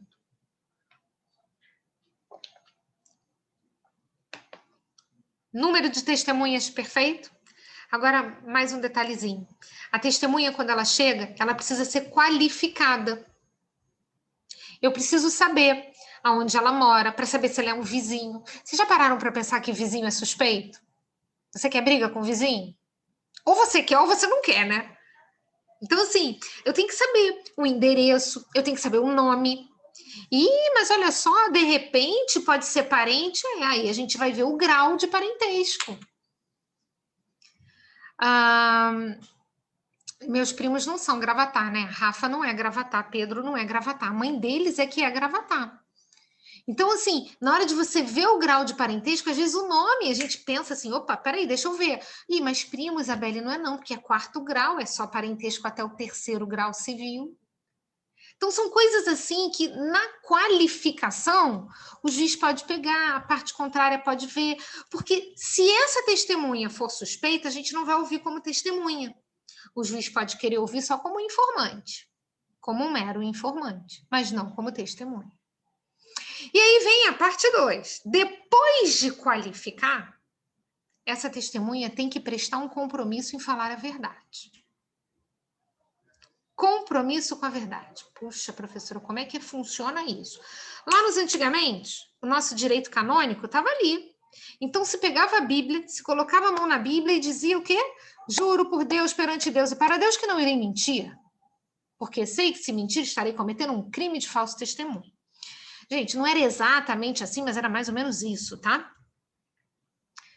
Hoje em dia nós temos tantas e tantas religiões. Já imaginou o juiz abrir um armário para procurar qual é a sua? Opa, peraí, promete aqui e tal. Então, o que eles entenderam é que esse compromisso com a verdade é prestar um compromisso com o juiz. É você se comprometer. É uma palavra que você vai dar. Você vai dar a sua palavra de que você vai falar a verdade. Tem juiz que faz um terror. Você vai sair daqui preso, você... Olha só, gente. O crime de falso testemunho, ele vai ser apurado lá pelo Ministério Público Federal. Preste atenção. A testemunha mentiu. Ela se arrependeu. Até o juiz dar a sentença, ela pode falar assim, juiz, desculpa, me arrependi. Quero me retratar. Vou voltar atrás.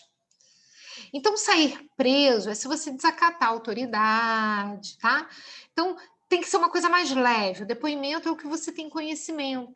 E testemunha é testemunha. Ó, viu, sabe, né? Eu ouvi dizer, não. Testemunha participou daquilo ali, tem conhecimento. É diferente da parte, porque a testemunha tem um compromisso com a verdade. Qual a ordem da oitiva? Tô sempre repetindo isso para vocês, né, gente? Porque parece estranho. Oitiva é ouvir. Qual é a ordem que o juiz vai ouvir as testemunhas? Primeiro, quais? As do autor. Uma de cada vez. Então, ele vai falar assim, vem Cleusa. Ô, dona Cleusa, a senhora é amiga? Ah, sou amicíssima da dona Isabelle. Ou então, já não pode mais ser testemunha dela. Tem outra, tem o Wellington. Então vamos lá. Então, vem um por vez. Quem for depondo, fica dentro da sala.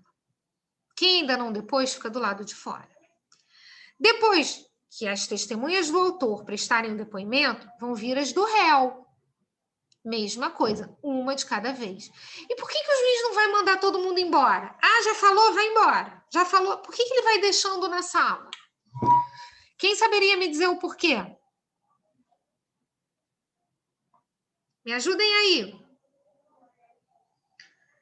Olha só. Para não ter troca de informações. Também. Mas não é só por isso, não. Imagina o seguinte, ó. Adelson falou uma coisa. O Wellington falou outra. Isso, Carla. Então, eu vou colocar uma, ó, cara a cara com a outra. Isso se chama acareação. Então, eu não permito que a testemunha vá embora, porque eu posso necessitar de uma acareação. Colocar uma testemunha frente da outra. E aí eu posso dizer assim, ô Adelson, ô Wellington, vocês não falaram parecido não, cada um falou diferente do outro aí. Alguém quer se arrepender? Alguém quer se retratar? E aí um frente a frente com o outro, pode ser que alguém se arrependa, como pode ser que não. E o processo do trabalho não para. O juiz vai julgar essa causa. Ô, professora, mas espera aí. E se de repente o juiz acredita no Wellington e o Wellington era um mentiroso? Ué? Depois, se lá no processo criminal ficar provado que quem mentiu fundamentou aquela decisão, a parte que está insatisfeita pode entrar com uma ação rescisória. Mas eu não posso parar para esperar o processo criminal, para depois. O processo do trabalho, gente, a gente busca alimento, a gente tem fome, tem que ser rápido. Não pode demorar. Entenderam? Ficou bem claro para vocês o depoimento das testemunhas? Número de testemunhas, qualificar, prestar o compromisso. Aí vamos dizer que assim, ó, eu disse assim para vocês, Cleuzinha foi minha testemunha, né? Aí quando Cleuzinha chegar lá, você é amiga da Isabelle? Não, sou colega. Na verdade tem uma amizadezinha. Aí, ó, a Radassa, que é advogada da parte contrária, vai virar e vai falar assim, vou contraditar essa testemunha. Então, eu também quero que vocês prestem muita atenção nisso, ó. Contraditar a testemunha é igual a pedir que ela não seja ouvida. Isso é importantíssimo. Pedir que ela não seja ouvida. Não seja ouvida como testemunha. Ih, peraí. Ela pode ser informante? Pode. Pode ser informante. Mas o informante, gente, é aquele que vai trazer indícios para convencer o juiz, e se o juiz quiser, tá? Se o juiz não quiser, não vai ouvir, tá? Então, isso também é muito importante.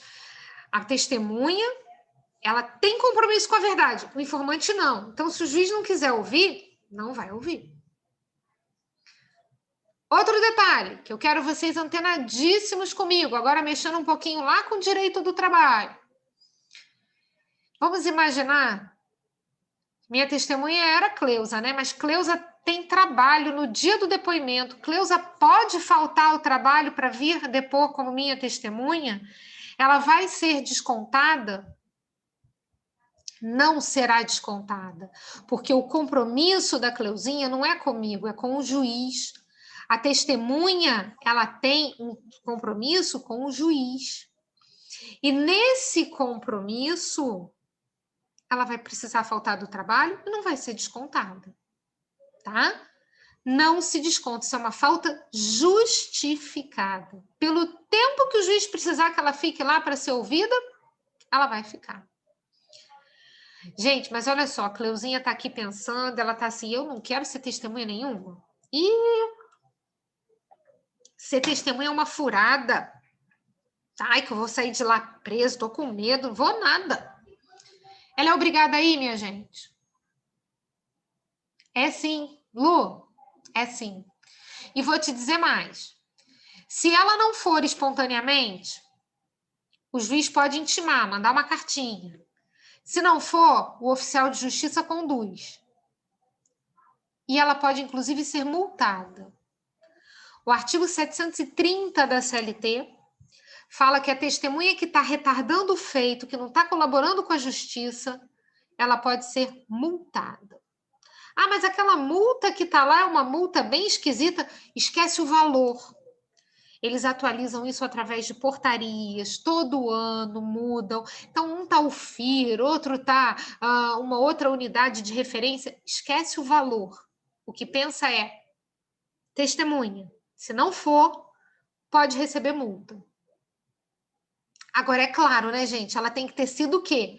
Intimada para comparecer. A Leide diz, né? Chega lá e diz, não sabe, não ouviu nada, só por raiva porque não queria ir. Certíssimo. Certíssimo. Ô, Aleide, vamos lá. A testemunha que está trabalhando na empresa. Olha que saia justa. Ah, não, professora, que isso? Ela vai lá para falar a verdade e vai perder o emprego dela. Então, o que é melhor? Ela não ir. Mas aí a pessoa vai dar o nome dela. Aí o que ela faz? Chega lá e faz isso, ó, amnésia, não lembro, não sei. Você entende como é difícil esse depoimento? É difícil. Testemunha, ó. E engraçado que a gente tem uma cultura de que é imprescindível. A gente acha que assim, tem que ter testemunho. Você pode ter. Pode até ser que você nem consiga. E o processo vai adiante? Claro. Com outras provas. Vamos lá. Eu primeiro falei da prova documental, depois da prova testemunhal. No meio do caminho, falei de depoimento pessoal, que a gente extrai uma confissão. Não é uma prova, é um meio de prova, porque a confissão me leva a uma prova, né? E a prova pericial? Como é que acontece a prova pericial?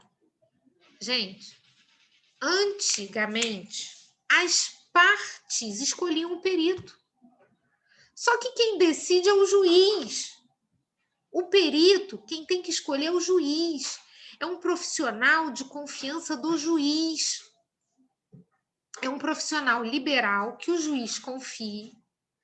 E que o juiz vai lá e vai dizer assim, olha, essa testemunha, perdão, esse perito, esse expert no assunto, ele é, ó, páreo com uma testemunha, com um documento, ele tem seriedade, eu confio no que ele vai lá olhar e vai aqui falar para mim, o que ele vai trazer no laudo. E aí já fica uma dica. Eu acabei de dizer assim, puxa, esse perito, ó, ele é páreo com a testemunha, com o documento. Sabe por quê, gente? Não existe hierarquia entre provas. E estava aqui pensando e eu achava que a prova documental era a mais simples, que a mais importante era a pericial, depois a testemunhal. Não existe isso, gente. Essa pirâmide, essa hierarquia, a gente que constrói com a nossa cabeça. O juiz, ele vai valorar, ele vai dar valor à prova que mais o convencer. Se quem mais o convencer vier a ser o perito, parabéns para a prova pericial. Se for a testemunha, e se for o documento? Então, quem dá o valor à prova é o juiz. Então, quem escolhe o perito? O juiz. É um profissional liberal de confiança do juiz. Quem paga esse perito? Porque um profissional liberal, gente, ó, é que nem a gente vai no advogado, no dentista, não é isso? O profissional liberal não é um serventuário. Ele não ganha da justiça, não, não, não. A gente vai dizer para o juiz, ó, quero a prova pericial, a gente vai requerer, o juiz vai escolher, aquele profissional liberal vai dizer o quanto ele cobra. Quem paga? Quem perder a perícia. Quem perder aquele objeto da perícia. Aí eu pedi um montão de coisas. Ganhei praticamente tudo. Só que eu também pedi insalubridade. Falei que eu era professora, que trabalhava com giz, né?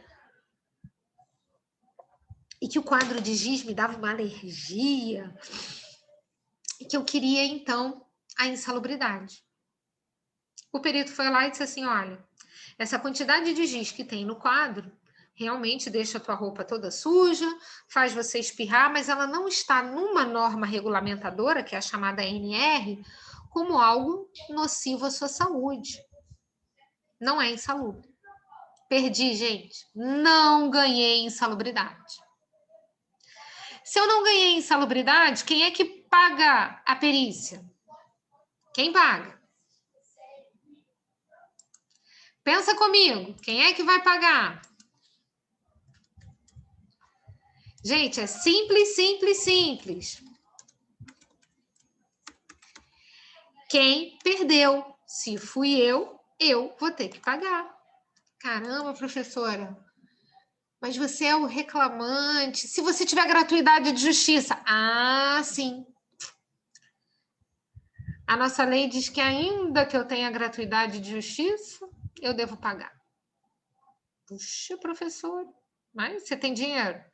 É porque a lei, gente, isso está no artigo 790B de bola. B de bola. A lei diz o seguinte, quem tem a gratuidade de justiça, se tiver outro processo, que entre um dinheiro, vai usar esse dinheiro para pagar o perito. Caso não tenha processo nenhum, quem vai pagar vai ser a União. Porque aí a União tem que cobrir a nossa gratuidade. Deixa eu ler para vocês, e acho que isso aqui é muito, muito, muito importante. Artigo 790B. Eu quero também o parágrafo 4º. Me escuta e preste atenção. Lu, coloca para mim no meu chat. A responsabilidade pelo pagamento dos honorários periciais é da parte sucumbente na pretensão objeto da perícia, salvo se beneficiária de justiça gratuita. Aí o parágrafo 4º diz assim, somente no caso em que o beneficiário da justiça gratuita não tenha obtido em juízo créditos capazes de suportar a despesa do perito, a despesa referida no caput, ainda que em outro processo, a União responderá pelo encargo. Vou recapitular. Olha só, isso é a maior esquisitice do mundo. Vários pedidos de inconstitucionalidade desse artigo, mas o Supremo não declarou inconstitucional. Então, ele tá bom para cair em prova. Gratuidade, cuidado. As pessoas dizem assim, a União paga o perito. Não. Primeira coisa é, você tem algum processo, não é processo trabalhista, não é qualquer processo judicial, que lhe dê algum crédito? Olha, eu entrei com um processo lá no juizado, eu entrei com um processo civil, eu entrei... Beleza, você tem um crédito? Então, com esse crédito, você paga o perito. Não, eu não tenho crédito. Então, a União é quem vai pagar. Entendido? Gente, lembra do nosso desenho de atenção, perigo, cuidado? A Carla me perguntou assim, existe algum momento que as partes dividem honorários periciais? Tem não. Ô, Carla, o artigo 790B é um B maiúsculo, tá? Não é a linha, não, tá? É um artigo com uma letra maiúscula do lado. Ele fala bem claro que, assim, quem paga a perícia é quem perdeu o objeto da perícia, aquela parte que sucumbiu o objeto da perícia. Então, não tem como ratear. Quem perdeu é quem vai pagar. O interessante desse artigo também, que foi modificado agora com a reforma trabalhista em 2017, é que o que o juiz pode fazer é parcelar os honorários periciais. O juiz pode deferir o parcelamento dos honorários. Então, assim, é tudo para tentar, né, que a perícia seja feita. Assim como, poxa, vida real tem juiz que extrapola, tá, gente? Mas, assim, na lei tá muito bonitinho, muito redondinho. Tem juiz que faz assim, paga primeiro o perito. Não pode. Não existe paga primeiro. É paga no final, porque você só vai pagar se você perder. tá? Então, o parágrafo 3º desse artigo 790-B, ele diz assim, olha, o juiz não poderá exigir adiamento de valores para a realização da perícia. Não pode exigir, tá? A Jame está me perguntando assim, ó, independentemente da gratuidade, independentemente. Sabe por quê, Jame? É o que eu tô falando para você. Quem perdeu, olha que coisa louca, né? Vai olhar se tem algum crédito de processo para pagar esse perito. Se não tiver, ó, eu não tenho nenhuma ação que eu sou autora, que eu vá receber nada. Aí eu tenho gratuidade. Quem vai pagar? A União. Agora, faça de conta que você tenha uma ação. Você entrou com uma ação aí no juizado, você vai receber um dinheiro, você vai ter que pegar esse dinheiro para pagar o perito. Ah, mas você dá gratuidade, sim. Mas o perito só recebe da União se você não tiver nenhum outro processo que dê para cobrir as despesas dele. Tem coisas na vida, meus alunos, que nem sempre a gente concorda, mas a gente aceita. Então, olha só, vamos captar a minha mensagem. Eu acho esse artigo ó. Não concordo nem um pouco. Acho assim, ó, que me dá nervoso, eu morro, porque quando eu leio a Constituição e olho gratuidade, eu penso assim, que é isso, gente? Como assim outro processo para pagar? Mas nós vamos gabaritar, nós vamos acertar. Então a gente pode não concordar, mas a gente vai ler, até memorizar e acertar. Sabe? Eu falo muito isso. Você vai tirar a sua carteirinha e depois, com a carteirinha na mão, você vai discutir tese. Aí você vai ser parecerista. Hoje em dia é assim, ó. Isabelle, qual a sua opinião? Que eu já tenho a vermelhinha na mão, então qual a minha opinião? Mas quando eu tô fazendo prova, é o que tá na lei. É assim, ó. Então eu vou respeitar o que tá ali. Principalmente na múltipla escolha, gente, que não tem espaço pra gente dizer, não, mas eu não concordo, hein? Essa lei aí tá esquisita. Combinem comigo. Nem tudo que a gente gosta é o que vai cair. Às vezes vai cair uma coisa que a gente nem concorda, mas a gente vai acertar, porque a gente vai estudar. Tá bom? Então, Jame, pelo amor de Deus, por mais que isso seja esquisito, é isso mesmo, tá? Deixa eu ler aqui a lei. No caso de uma comprovação do assédio moral no ambiente de trabalho para uma possível ação indenizatória ou até uma rescisão indireta, a prova testemunhal não seria essencial? Eu não acho, tá? A Leide, eu entendo que você tem hoje, né? Sorria, você está sendo filmada, você tem câmera no ambiente de trabalho, você tem o próprio telefone celular em que você pode fazer uma gravação. E te digo mais, isso também é uma coisa muito importante. Vida real, eu falo isso direto, tá? Para as pessoas. Eu posso gravar tudo aquilo que eu participo. Eu não posso colocar uma escuta no teu telefone para escutar você falando com outra pessoa. Mas a minha conversa com você eu posso gravar. E eu não preciso dizer assim, chefe, vou gravar agora. Entende? Porque a gente sabe que o assédio, vou te dizer, não é só o sexual, não, o moral também, tá? Aquele cara que fica te apertando a cabeça ali até te irritar, te tirar do sério. Ele não vai acontecer na frente de testemunho. Vai por mim. Não vai. Ele vai fazer isso, sabe como? Ó, só contigo, só contigo. Então pega o gravador e grava. Celular, gente, bota modo avião. Deixa eu ensinar para vocês. Modo avião, porque senão vai tocar uma ligação e vai esculhambar a tua gravação. Modo avião e bota para gravar. E não tem que comunicar. Você não vai dizer, oh, vou te gravar. Não, bota aqui, ó, no bolso, bota aqui na bolsa e começa a gravar. Entendeu, Leide? Tranquilo? Então, assim, não existe. O que eu posso te dizer em relação a provas, só existe obrigatoriedade de um tipo de prova, que é a pericial, em alguns casos, que a lei manda, que é a insalubridade e a periculosidade. Nesses casos, aí é até o contrário. A lei diz assim, ó, não vou aceitar outro tipo de prova que não a perícia. Tem que ter perícia. Aí você vai dizer assim, professora, mas a OAB ama a exceção, joia. Então, deixa eu só te dar 2 dicas. O estabelecimento acabou.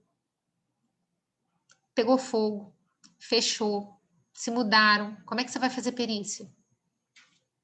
Aí a lei dá outra alternativa. Aí você pode pegar uma prova emprestada, pode se valer de qualquer outra prova. ok?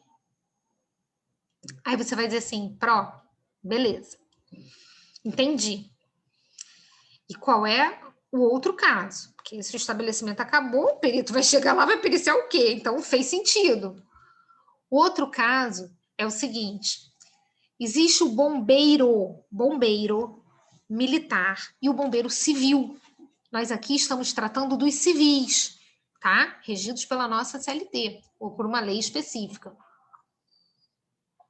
No caso do bombeiro civil, existe uma legislação especial, não sei nem se eu tenho essa aqui, se eu tiver eu passo para vocês, mas acho que eu não tenho não. Existe uma legislação, não tem. Existe uma legislação específica do bombeiro civil que diz que no caso deles não há necessidade nenhuma de perícia, basta que ele declare, sou o bombeiro civil e ele tem direito à insalubridade. Tá? Ou, perdão, à periculosidade. Tá? Então, extinção do estabelecimento ou bombeiro civil, eles dão uma outra alternativa, tá? Eles permitem que você utilize outra prova ou até que nem precise fazer perícia. Você acha que é a lei 1190, Gabriel? Eu não me lembro de cabeça. Não me lembro mesmo. Eu estou acompanhando com um slide aqui, mas eu tenho um slide completaço e tem um mais sucinto. E aí eu botei o sucinto para ir por tópicos, então não tem o número dessa lei aqui. Isso já caiu na prova da OAB, na segunda fase. E todo mundo assim, ó, sem nem olhar. Eu falo assim, gente, prova discursiva. Veja se é homem ou mulher, se é menor, se é idoso e qual a profissão. Aí todo mundo diz assim, que isso, professora? Claro. Ó, mulher e menor tem capítulo especial na CLT. Idoso tem também prerrogativas, preferências. E a profissão? Dependendo da profissão, também tem peculiaridades. Olha a gente aqui, advogado. Olha a nossa hora extra 100%. Você encontra isso por outra categoria? Não.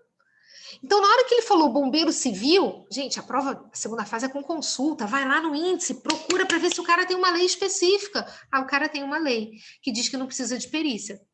A questão estava, ó, dada. Quem errou? Quem não ouviu essa dica. Marca, qual é a profissão do camarada? Você está fazendo uma prova de trabalho. Você acha que não é fundamental saber a profissão do sujeito? É como fazer uma prova de penal e não olhar o crime que o sujeito cometeu.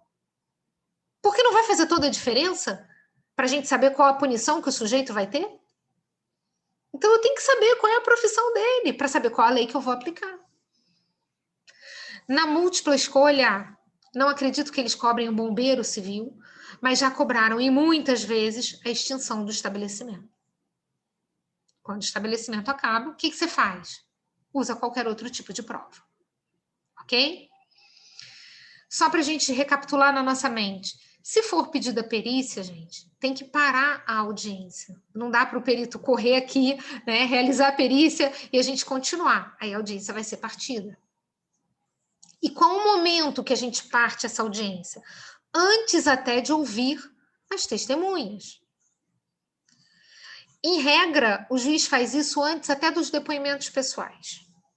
Na hora que você entregou a defesa, ele já olha o que está na inicial, olha o que está na defesa e diz assim, tem perícia? Pare e vamos fazer a perícia. Depois a gente volta para instruir a parte oral. Ok? Porque a perícia, ela é uma matéria toda de direito. E nos depoimentos, a gente pode até extrair confissão, mas é matéria fática. Então, ordem, para, faz a perícia, volta, depoimento das partes, depoimento das testemunhas. E agora? Preciso acabar o meu procedimento ordinário. Como é que eu vou chegar no final desse meu procedimento ordinário? Razões finais. O artigo 850 da CLT diz que as partes vão ter 10 minutos cada uma para razões finais orais. Ih, nunca vi isso, nem eu. O juiz, ele faz assim, ó, as partes se reportam aos elementos dos autos. Você fica assim, hã? O quê? Repete, devagar. As partes se reportam aos elementos dos autos. O que é isso? Ah, o que está lá está valendo. Ok, não quero chamar a atenção de mais nada. Mas elas têm 10 minutos cada uma para falar. Elas possuem 10 minutos cada uma para falar. É um momento que você faz um resumão. Você diz o que aconteceu. Aí presta atenção. Atenção. O juiz tem que renovar a proposta de conciliação. Ele ouviu a Isabelle disse, olha, eu fiz prova testemunhal, fiz a prova documental. Aí ouviu a Luciana, que disse, não, a minha prova foi a pericial. Aí antes do juiz bater o martelo, ele tem que dizer assim, partes, vocês têm certeza que vocês não querem chegar a um acordo? Ele tem que fazer uma segunda proposta de conciliação, ele tem que renovar essa proposta de conciliação. E aí sim, gente, se as partes não chegarem a um acordo, o que o juiz vai fazer? Sentenciar, bater o martelo. O juiz vai proferir uma sentença.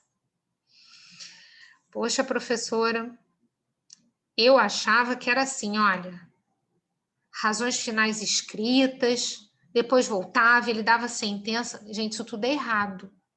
Razões finais escritas, tudo bem, quer fazer um memorial? Joia, mas depois volta para a audiência, tenta um acordo. E se não conseguir, o juiz profere a sentença. O juiz não pode proferir uma sentença sem antes tentar fazer um acordo entre as partes. Esta é uma justiça de conciliação, é uma justiça do acordo. Então, a gente tem que tentar o acordo. Fui clara? O juiz profere a sentença na audiência. Fala a sentença dele. Outra mentira, né? Vida real, a gente passa lá que está escrita. Né? Ele marca uma data de leitura e publicação de sentença, ou ele deixa sine die, ó, sem data. Né? Vou escrever até aqui no chat, né? Ó, sine die, que é igual a sem data. Então, olha só, ele pode fazer isso, assim como ele pode marcar uma leitura e publicação de sentença, ou ele pode proferir a sentença na hora, ou proferir depois e chamar todo mundo. Mas ele só pode bater o martelo se antes ele tentar um acordo entre as partes. Gabriel disse assim, no caso do bombeiro civil não é necessária perícia. Jame, na própria lei diz que a atividade é insalubre. É perigosa, não é não, Gabriel? Gabriel, cadê? Perguntou lá em cima? Ah, periculosidade e insalubridade. Não precisa de prova pericial, é isso? O áudio cortou. Não, Jame, peraí, não é nada disso não, é o contrário. A prova pericial, ela é obrigatória em casos de insalubridade e periculosidade. Exceções. São duas. Se o estabelecimento estiver, sido extinto, ou se for o bombeiro civil. Ok? Ajustamos aqui? Não tinha visto, Gabriel. Obrigada. Ok? Não entendeu essas exceções, Regina? Pensa comigo. O estabelecimento acabou. Ou a empresa se mudou, ou pegou fogo naquele lugar. Como é que o perito vai fazer uma perícia? Não tem local para periciar. Aí como é que você vai provar que você trabalhava num ambiente que tinha um barulho? Você pega uma prova de outro processo, você pega a testemunha. Aí ele te deixa fazer outra prova. E o bombeiro civil? Aí, não tem discussão, é porque a lei falou. A lei disse isso. A lei disse, bombeiro civil não precisa de perícia. É simples assim. Lei mandou, a gente obedece. Ok? Tranquilo? Meus alunos, para a gente poder encerrar a nossa aula de hoje, essa sentença produzida, né, pelo juiz, ela vai ter 3 pedacinhos. A sentença vai ter o relatório, a fundamentação e o dispositivo. Então, a sentença possui relatório,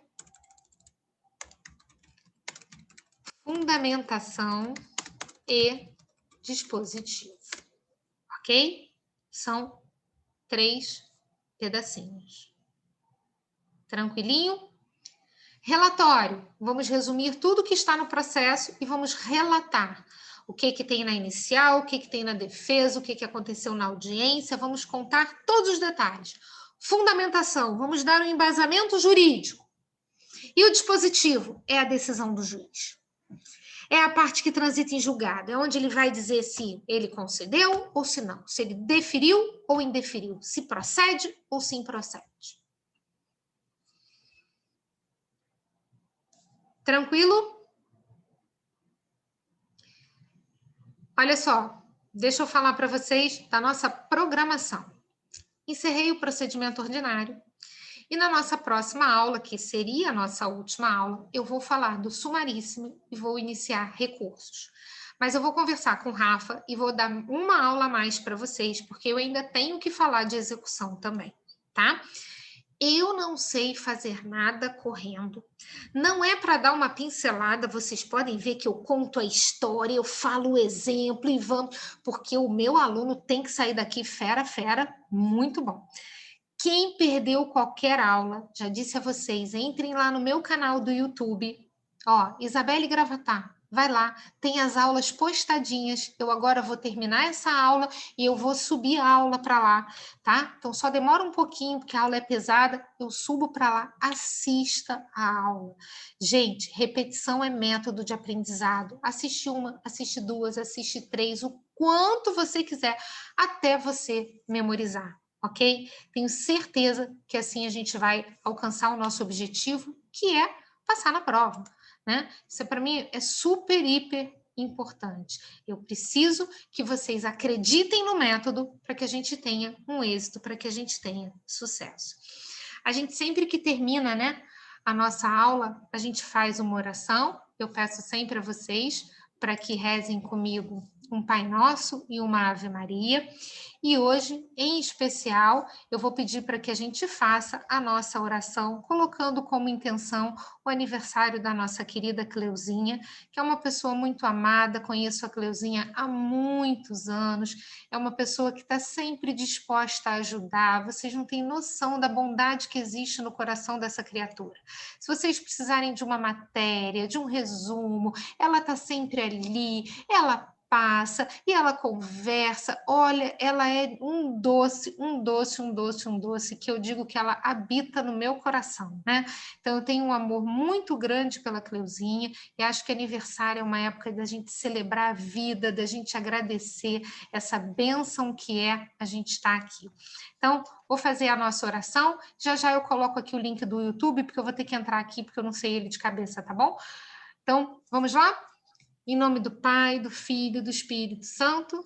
Amém. Amém. Pai nosso que estás no céu, santificado seja o vosso nome. Venha a nós o vosso reino. Seja feita a vossa vontade, assim na terra como no céu. O pão nosso de cada dia nos dai hoje. Perdoai as nossas ofensas, assim como nós perdoamos a quem nos tem ofendido. E não nos deixeis cair em tentação, mas livrai-nos do mal. Amém. Ave Maria, cheia de graça, o Senhor é convosco, bendita sois vós entre as mulheres, bendito é o fruto do vosso ventre, Jesus. Santa Maria, Mãe de Deus, rogai por nós, pecadores, agora e na hora da nossa morte. Amém. Meu Deus, meu Pai bondoso, peço para que nesse dia a gente agradeça pela saúde, pela vida da Cleuzinha, que está aqui entre a gente, estudando para essa prova da OAB, mas que, acima de tudo, mais do que sucesso profissional, que ela continue essa pessoa tão generosa, tão amável, que completa os nossos dias. Eu só tenho a agradecer por ter a Cleuzinha na minha vida e agradecer por ela fazer parte desse nosso grupo. Então, peço bênçãos, graças nesse dia e por todos os dias da vida da Cleuzinha. Muito obrigada pela nossa aula de hoje, muito obrigada, meus alunos, por estarem aqui me ouvindo, muito obrigada por termos saúde, nós temos sempre muito mais a agradecer do que pedir. Ó Maria concebida sem pecado, rogai por nós que recorremos a vós. Em nome do Pai, do Filho, do Espírito Santo. Amém. Obrigada, meus alunos. Eu estava aqui rezando com vocês, tocou o meu telefone na hora, entrou aqui no meio, mas acho que não chegou a cortar a minha gravação. Estou entrando aqui no YouTube, vou pegar aqui para vocês o link, vou botar ali, tá? Ó, para que vocês não deixem de assistir a aula, tá bom? Combinado a todos? Muito obrigada. Nossa próxima aula, sem ser na próxima terça, daqui a 15 dias, e já vou com o Rafa agendar a nossa aula a mais, tá bom? Fiquem todos com Deus. Uma ótima noite para todos vocês. Bons estudos, pessoal!